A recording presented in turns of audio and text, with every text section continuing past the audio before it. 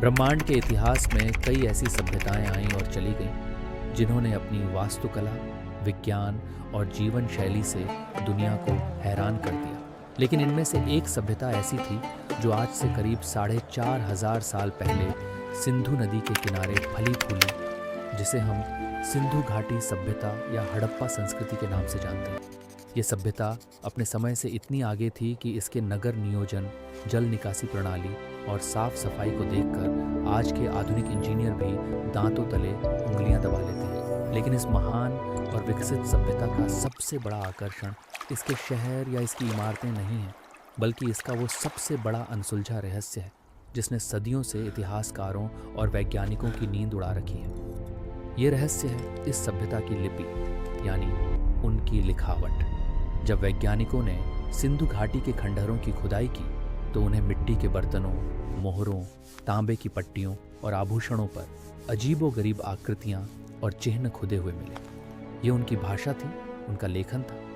लेकिन हैरानी की बात यह है कि आज तक दुनिया का कोई भी भाषाविद या इतिहासकार इस लिपि को पढ़ नहीं पाया है। मिस्र की चित्रलिपि और मेसोपोटामिया की कीलाक्षर लिपि को तो इंसानों ने डिकोड कर लिया, लेकिन सिंधु घाटी की इस लिखावट के सामने विज्ञान ने भी घुटने टेक दिए। इस लिपि में लगभग 400 से अधिक अलग अलग चिन्ह पाए गए हैं, जो किसी वर्णमाला की तरह नहीं बल्कि चित्रों और प्रतीकों के रूप में दिखते हैं। इतिहासकार मानते हैं कि अगर इस लिपि को किसी तरह पढ़ लिया जाए तो इतिहास की किताबों के पन्ने हमेशा के लिए बदल जाएंगे। हमें पता चल पाएगा कि इस महान साम्राज्य का राजा कौन था, उनकी शासन व्यवस्था कैसी थी, वे किस भगवान की पूजा करते थे और उनके जीवन के सबसे गहरे राज क्या थे। लेकिन जब तक यह लिपि गूंगी बनी हुई है, तब तक सिंधु घाटी सभ्यता का असली सच एक अंधेरे कमरे में बंद ताले की तरह है। इस लिपि के न पढ़े जाने के पीछे कई बड़ी वजहें हैं। सबसे बड़ी समस्या यह है कि हमें अभी तक कोई ऐसी द्विभाषी मोहर या रोसेटा स्टोन नहीं मिला है जिस पर सिंधु लिपि के साथ साथ कोई ऐसी भाषा भी लिखी हो जिसे हम पहले से जानते हों। इसके अलावा खुदाई में मिले सभी लेख बहुत छोटे हैं, जिनमें से सबसे लंबे लेख में भी केवल 26 चिन्ह हैं। इतने छोटे वाक्यों से किसी पूरी भाषा के व्याकरण और उसके अर्थ को समझना लगभग असंभव हो जाता है।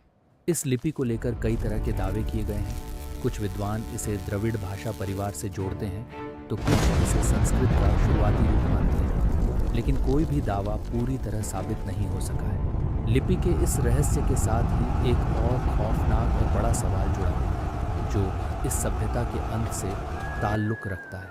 इतनी विशाल, शांतिप्रिय और समृद्ध सभ्यता अचानक कैसे गायब हो गई? क्या उनके विनाश का कारण कोई भयानक बाढ़ थी, या फिर सिंधु नदी ने अपना रास्ता बदल लिया जिससे वहाँ सूखा पड़ गया? कुछ वैज्ञानिक ये भी मानते हैं कि किसी बाहरी आक्रमण या किसी जानलेवा महामारी ने पूरी की पूरी आबादी को खत्म कर दिया। सिंधु घाटी के शहरों में जो नरकंकाल मिले हैं, वे किसी व्यवस्थित कब्रिस्तान के नहीं बल्कि गलियों और घरों में बिखरे हुए पाए गए, जो यह इशारा करते हैं कि अंत बेहद अचानक और भयानक रहा होगा। आज हजारों साल बाद भी जब हम हड़प्पा और मोहनजोदड़ो के खंडहरों को देखते हैं तो ऐसा लगता है जैसे वे हमसे कुछ कहना चाहते हैं। वे रोती हुई दीवारें और सूनी गलियां आज भी अपने सीने में एक ऐसा राज दबाए बैठी हैं जो शायद कभी सामने नहीं आ पाएगा। सिंधु घाटी का यह अनसुलझा रहस्य हमें यह याद दिलाता है कि इंसान चाहे कितनी भी तरक्की क्यों न कर ले, समय का चक्र जब घूमता है तो बड़े बड़े साम्राज्य भी मिट्टी में मिल जाते हैं और पीछे छोड़ जाते हैं सिर्फ और सिर्फ इतिहास की अनकही कहानियाँ। आपके लिए ऐसे ही बेहतरीन वीडियो आते रहेंगे, इसलिए आप हमारे चैनल को सब्सक्राइब करके नीचे दिए घंटी को बजा देना। आपको वीडियो कैसी लगी कमेंट